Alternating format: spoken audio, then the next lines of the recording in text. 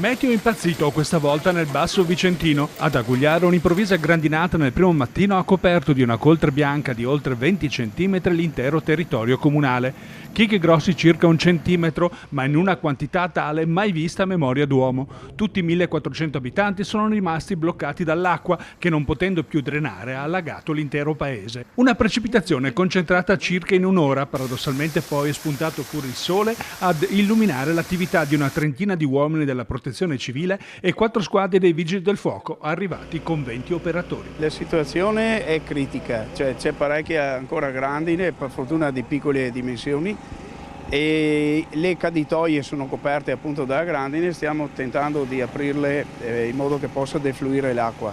I corsi d'acqua hanno difficoltà anche quelli perché la quantità d'acqua caduta è stata enorme. Mi sono alzato stamattina alle 7, c'era il sole e ho detto guarda che bella giornata che si presenta. Dopo mezz'ora la fine del mondo.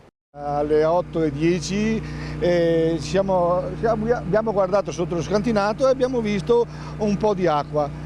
E allora sono corso a portare fuori le macchine perché avevo 2 macchine interne e appena portate fuori le macchine è partito tutto perché si è riempito di 50 centimetri. Vigili del fuoco sono arrivati, i portoni del garage rotto e dentro bisogna vedere ancora perché sarà tutto sotto acqua. Garage allora? Il garage, perché non si può entrare.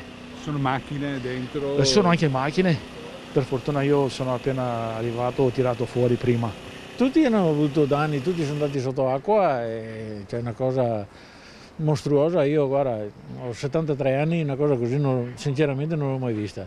Ero qui fuori che stavo guardando la gravità, in 10 minuti ho visto che scendeva la tempesta e ha sfondato proprio il garage.